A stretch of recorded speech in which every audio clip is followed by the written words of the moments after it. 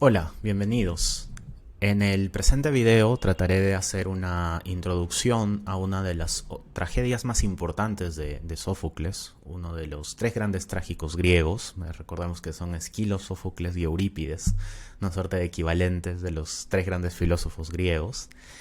Y en concreto me referiré a la obra Antígona, porque es una obra que tiene una enorme importancia para la filosofía y la teoría del derecho. Es uno de los primeros lugares donde por antonomasia encontramos esta tensión entre las leyes divinas y las leyes humanas, entre el orden natural del cosmos, podríamos decir, tomando este término que analiza, por ejemplo, también Werner Jäger, de un lado, y la ley humana, ¿no? Contingente, producto de la voluntad de quien en aquel momento ejerce el control de la polis, como es en este caso Tebas.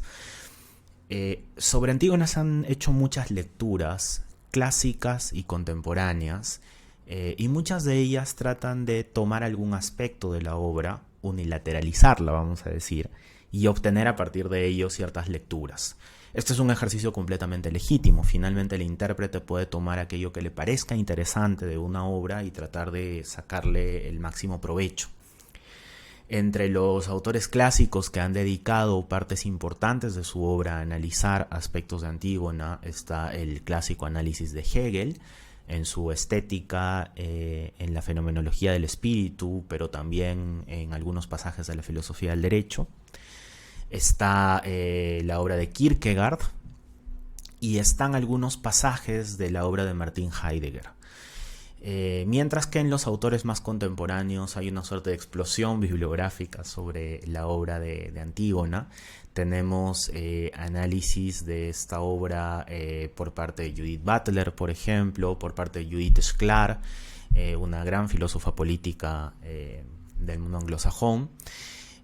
Tenemos un libro de Slavoj Žižek, ¿no? De este filósofo esloveno, y tenemos tal vez muchas más obras, y me estoy olvidando de varias. Tenemos un capítulo muy bonito del libro de la fragilidad del bien de Martha Nussbaum, dedicado a analizar lo que ella llama esta hipótesis de la unilateralización, ¿no? Es decir, lo interesante de Antígona como obra sería poder ver en su estado puro posiciones que, si no logran transigir entre ellas o si no logran negociar entre ellas, parecen muy unilaterales y parecen desmesuradas, ¿no? Que son por excelencia la posición de Creonte de un lado y la posición de la propia Antígona del otro.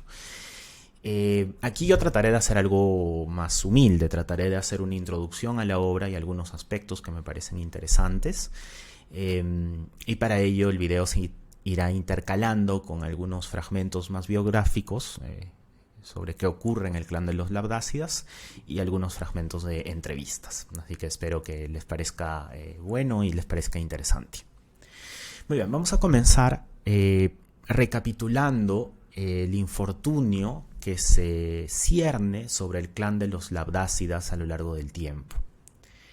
Este infortunio no comienza con Edipo, aunque es Edipo tal vez el primer gran héroe trágico que enfrenta esta serie de desgracias que se ciernen sobre la familia.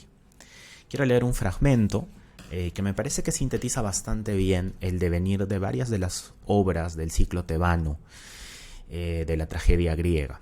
Este está en un libro que se llama Diccionario de Mitología Clásica, editado por la editorial Alianza Editorial, y que tiene como autores a Falcón, Fernández Galiano y López Melero.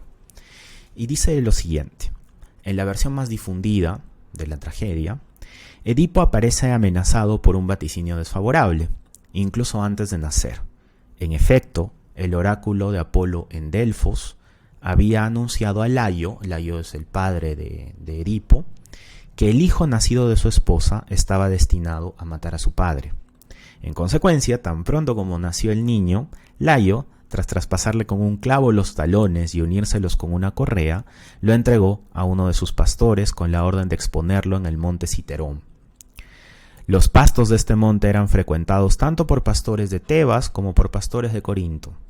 Uno de estos, Melibeo de nombre, encontró al niño y lo entregó a los reyes de su país, Pólibo y Mérope, quienes lo criaron como si fuese su propio hijo.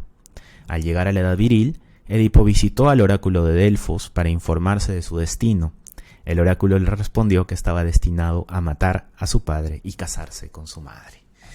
Edipo recibe entonces, después de esta gracia divina de haberle salvado la vida, ¿no?, de lo que era un seguro destino de muerte, tal vez a las fauces de un animal salvaje en un monte, recibe después de muchos años la funesta noticia de que su destino consiste, como acabo de leer, en asesinar a su padre y casarse con su madre. Y entonces Edipo huye desesperado de la ciudad. Y en ese acto de huir, en un cruce de caminos, se encuentra con quien es su padre. Él no lo sabe, pero es su padre verdadero, su padre biológico, quien es Layo. Tienen una discusión que aquí no viene al caso reseñar y Edipo termina asesinando a su padre, con lo cual se cumple la primera de las profecías del oráculo de Apolo en Delfos. Ha asesinado a su padre. Al continuar su camino llega a Tebas, que en aquel momento está siendo atacada por una bestia salvaje, ¿no?, una esfinge, y la esfinge le propone una adivinanza, podríamos decir, ¿no?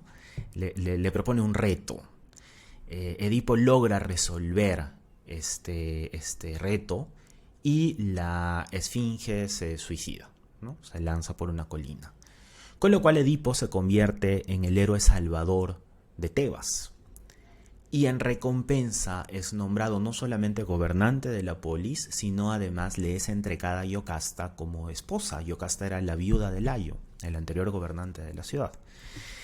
Con lo cual se termina de cumplir la profecía del oráculo de Apolo. Edipo no solamente ha asesinado a su padre, sino que también se ha casado sin saberlo con su madre, quien le dará hijos producto de una relación incestuosa, 4 hijos en concreto. Ismene, Antígona, Polínices y Eteocles. ¿Qué más ocurre? Con el pasar de los años, con el pasar del tiempo, sobre la ciudad de Tebas se vuelve a cernir la desgracia. Esta vez una plaga asola la ciudad y Edipo recurre nuevamente al oráculo para tratar de saber cómo liberarse de esta plaga que está asolando a la ciudad. Y el oráculo le dice que la ciudad será liberada cuando aquel que mató al anterior gobernante desaparezca, se vaya de la ciudad. Edipo no lo sabe, pero es él el criminal quien ha matado a su padre. Y se inicia toda una serie de sucesos que llevan a Tiresias, que es el gran adivino ciego de toda esta saga de tragedia, a confesar a Edipo que él es el criminal, que él ha matado a su padre, pero además que se ha casado con su madre. Iocasta sale silenciosamente de escena. Esta es una parte muy bonita porque se repite además como en una suerte de futuro, de anunciación de lo que ocurrirá en el futuro. Desaparece de la escena y se suicida. Y Edipo, horrorizado por esta información que le acaba de ser revelada, se inserta 2 clavos en los ojos, queda ciego y escapa, se va de la ciudad, ¿no? Se va de Tebas. Esto es lo que ocurre a muy grandes rasgos y de manera muy toscamente resumida en Edipo Rey. Lo que ocurre después es narrado en otra gran tragedia, que es Edipo en Colono, es otra de las tragedias del ciclo tebano de Sófocles. Y en esta vemos el recorrido de Edipo, que ha llegado a la ciudad de Colono con su hija más pequeña, que es precisamente Antígona.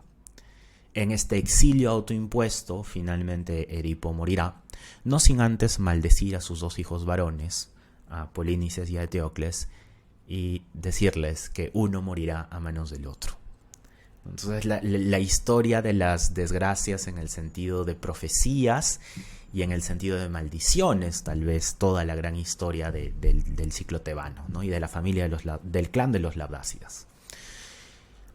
Con esto sale de escena Edipo. Edipo finalmente parte al más allá, al reino del Hades, y Antígona regresa a la ciudad de Tebas. Regresa de este exilio donde ha estado con su padre, ¿no? Que es precisamente lo que se narra en Edipo en Colono. Y al llegar a la polis se enfrenta con el escenario funesto de que sus dos hermanos se han enfrascado en una batalla fratricida por el control de la polis de Tebas, ¿no? Me refiero a Polínices y a Eteocles. Y uno ha muerto a manos del otro, ¿no? Los dos se han dado muerte. Esta batalla fratricida lleva a la muerte de ambos hermanos. La gesta de esta batalla y las consecuencias de la misma y los bandos que se forman están narrados en una tragedia distinta, que es Los 7 contra Tebas. Esta no es de Sófocles. Y lo que nos interesa aquí es que toda la acción dramática de Antígona, de la tragedia que en concreto vamos a analizar, comienza con todo este contexto. Es decir, nosotros comenzamos a leer la obra y no sabemos necesariamente que todo esto ha pasado. Nos vamos enterando entre líneas a través de algunos mensajes que van dando los personajes, o desde luego tenemos que conocer el resto de tragedias del ciclo tebano para poder entender en su completa magnitud y tragedia todo lo que ha ocurrido, ¿no? Y es aquí donde comienza Antígona, ¿no? Se inicia con una conversación que a mí me parece muy reveladora y además bastante bella, entre Antígona y su hermana Ismene en las puertas de su palacio, ¿no? A las afueras de su palacio. Antígona le revela a su hermana Ismene que ha tomado conocimiento de un edicto dictado por Creonte, que es el nuevo tirano de la ciudad ante el vacío de poder que se ha producido. Creonte, que es además tío de Antígona y de Ismene, ha decretado lo siguiente, que es obligatorio o está prescrito que se rinda todos los honores funerarios, las exequias, al hermano patriota, ¿no? A Eteocles, por haber defendido la polis, por ser un patriota y por ser un hermano de la polis. Mientras que al enemigo, así le llama expresamente en algunos pasajes de la obra, le corresponde una sanción.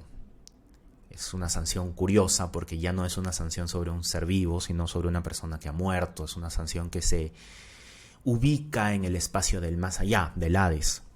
Y esta sanción consiste en dejar que su cuerpo sea corrompido por la naturaleza, devorado tal vez por bestias salvajes o podrido al intemperie, sin que pueda ser enterrado, sin que ni siquiera se le presten las libaciones, las 3 libaciones que se debían prestar como parte de un rito funerario. Y que no solamente esto está proscrito, es decir, nadie puede enterrar al hermano muerto invasor, sino que además quien ose hacerlo tendrá como sanción una muerte por lapidación. ¿Sí? Entonces tenemos una regla, en términos contemporáneos diríamos es una regla regulativa, una regla que se parece mucho a una regla penal, que establece la calificación de prohibido para el comportamiento de enterrar a las personas no patriotas, a los invasores o a los enemigos de la polis. Esto para tratar de entender además al edicto en términos de una norma general y abstracta. La obra no nos da elementos para poder inferir aquello, porque podría tratarse de un edicto ad hoc, es decir, no puedes enterrar a esta persona en específico, y respaldado por una sanción que es la muerte por lapidación. Antígona confiesa a su hermana su voluntad de incumplir esta norma contingente y humana del tirano Tiresias, porque en juego está el cumplimiento de una ley de mayor trascendencia e importancia, que es el cumplimiento de la ley de los dioses. Este elemento de la ley de los dioses es complicado de entender y es muy rico y es muy interesante, porque no es solamente la ley de los dioses, es también la representación de la costumbre, la representación del ethos comunitario, ¿no? De la Sittlichkeit, si lo quieren poner en términos hegelianos. Es también la idea de cosmos, ¿verdad? El orden natural de las cosas. El orden natural de las cosas prescribe que los hermanos muertos les corresponde que se les rinda las exequias, tal como es debido, con las libaciones debidas y con los honores correspondientes. Y entonces en Antígona se configura un conflicto de acción fascinante, que es el conflicto de acción entre dos órdenes normativos. Existen dos normas que sobre el mismo comportamiento prescriben cosas distintas. Una de ellas prescribe que deje insepulto al hermano invasor de la polis, mientras que la segunda le prescribe que se le deben prestar las libaciones y entierro correspondientes, las exequias, el ritual funerario. Antígona, ante este conflicto de acción, jerarquiza los órdenes normativos y elige cumplir con la ley de los dioses y dejar de lado la ley contingente y humana del tirano Tiresias.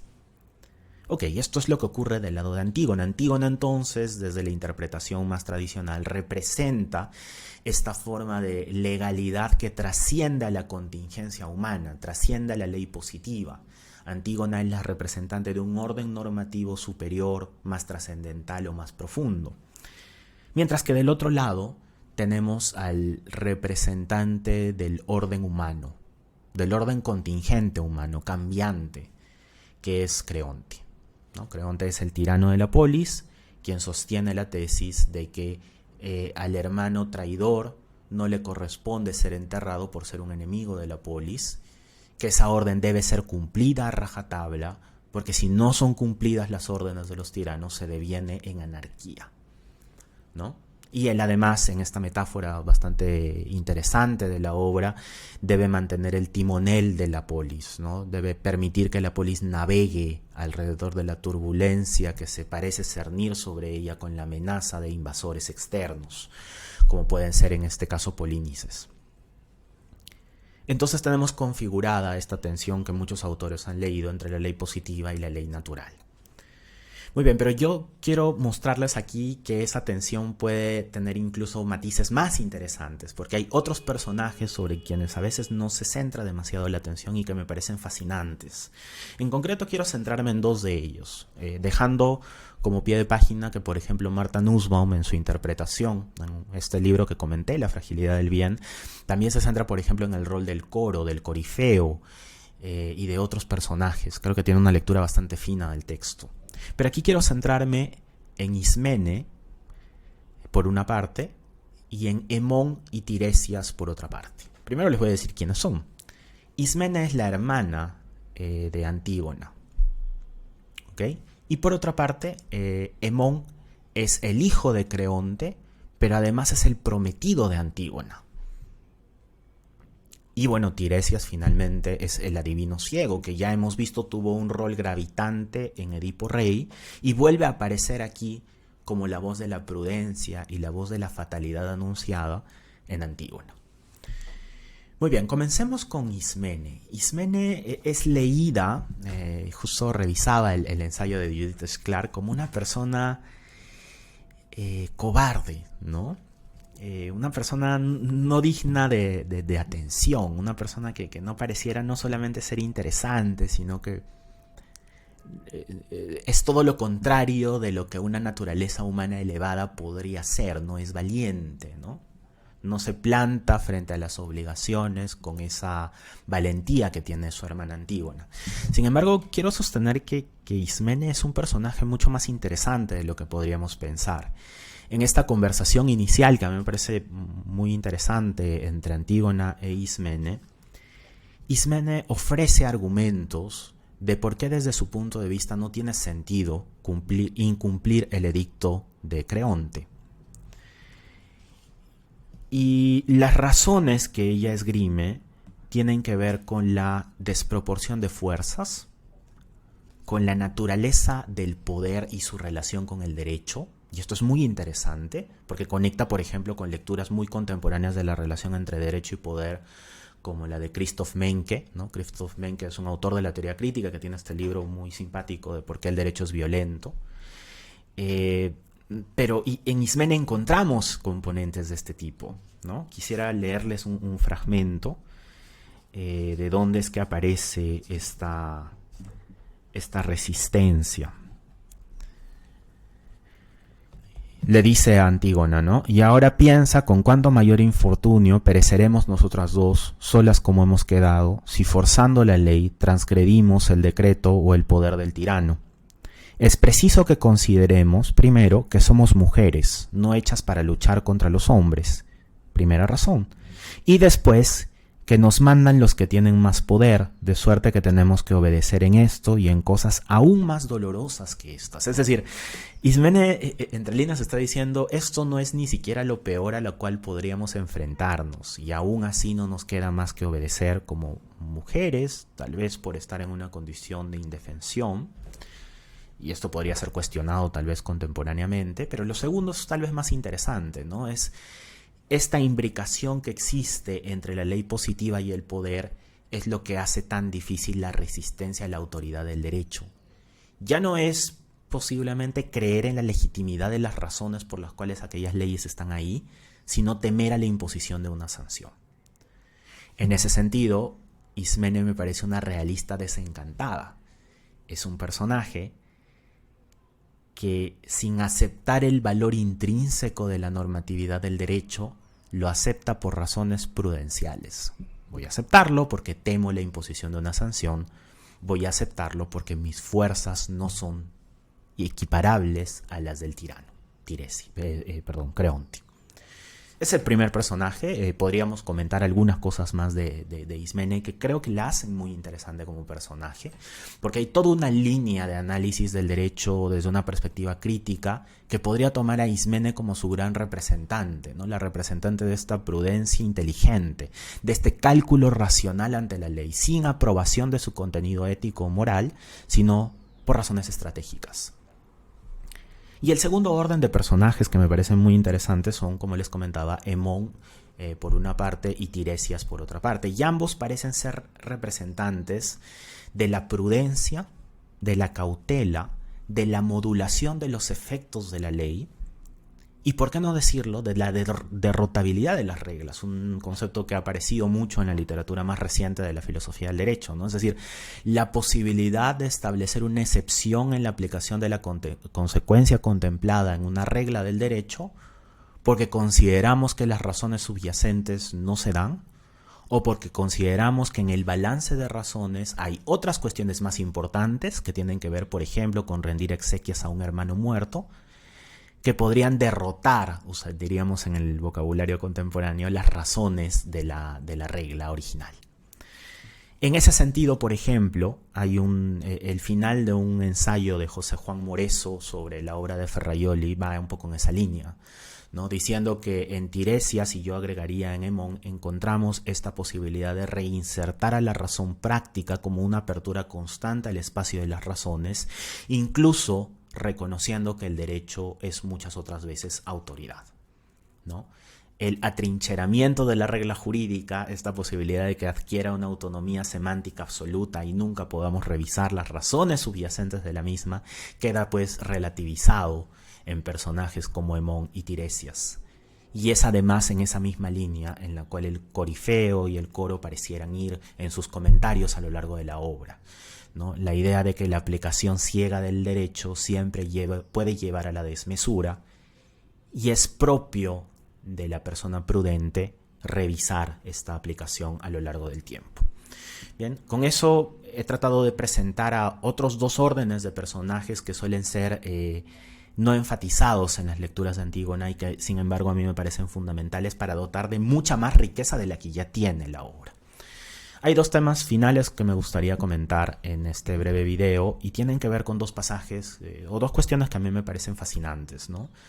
La primera de ellas es la crítica que aparece en un par de lugares a lo largo de la obra a la naturaleza de la tiranía y de los tiranos, ¿no? Una de las razones por las cuales los tebanos parecen no reconocerse a sí mismos en el edicto dictado por Creonte pareciera tener que ver con que ese edicto fue finalmente dictado por esta persona en concreto, Creonte, y no representa la voluntad o la forma de ver el mundo de la polis tebana en su conjunto. Y ello lleva a esta escisión, ¿no?, de legitimidad mediante la cual el edicto termina siendo la imposición de una voluntad arbitraria del tirano Creonte por sobre la voluntad de la polis. Tal vez otra hubiese sido la historia si los orígenes de este edicto fuesen democráticos, ¿no? Encontraríamos una identificación de los tebanos con el objeto de la regla que permita una aplicación, por ahí podríamos decir, más formalista, pero eso no ocurre. Y esa es una beta de análisis y de crítica que me parece muy interesante. Y el segundo pasaje tiene que ver con una conversación que sostienen Antígona y Creonte, en la cual, si recuerdan, Creonte viene cuestionando a Antígona por empecinarse en esta voluntad de enterrar al hermano traidor de la polis. Y lo interesante de este pasaje es cómo va evolucionando la conversación. Quisiera leer algunos pasajes relativamente cortos de la misma. Creonte increpa a Antígona lo siguiente, ¿no? ¿Cómo es que honras a este, se refiere a Polínices, al hermano invasor, con impío agradecimiento para aquel, se refiere al hermano patriota? Y Antígona responde lo siguiente, ¿no? Dice, no confirmará eso el que ha muerto. Creonte replica, sí, si le das honra por igual que al impío.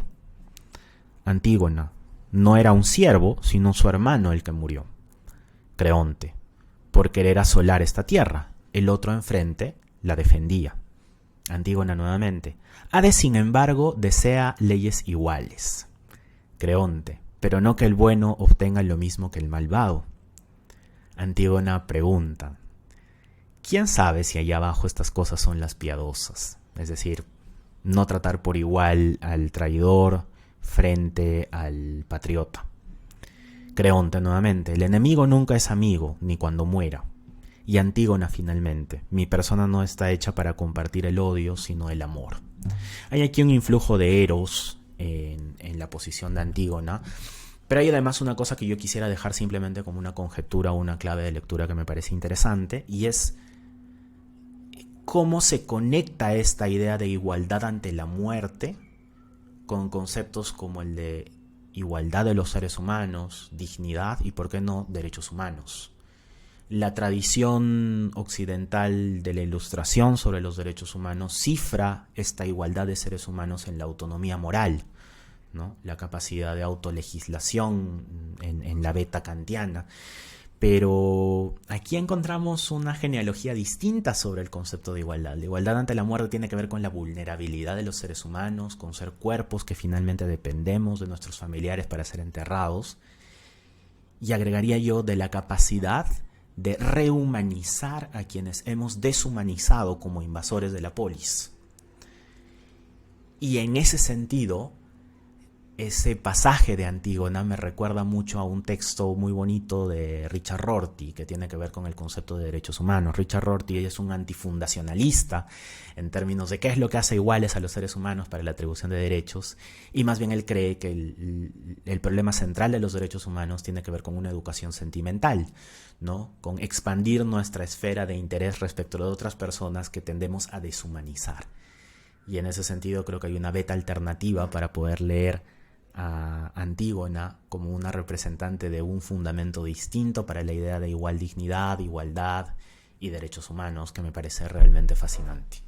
Bueno, hasta aquí algunas claves de lectura de Antígona, de mi propia manera de leer Antígona. Desde luego es una obra tan polifacética que hay muchas maneras de leerla y desde luego no todas ellas compatibles entre sí. Espero que les haya gustado el video de hoy y nos reencontramos en un siguiente video. Muchas gracias.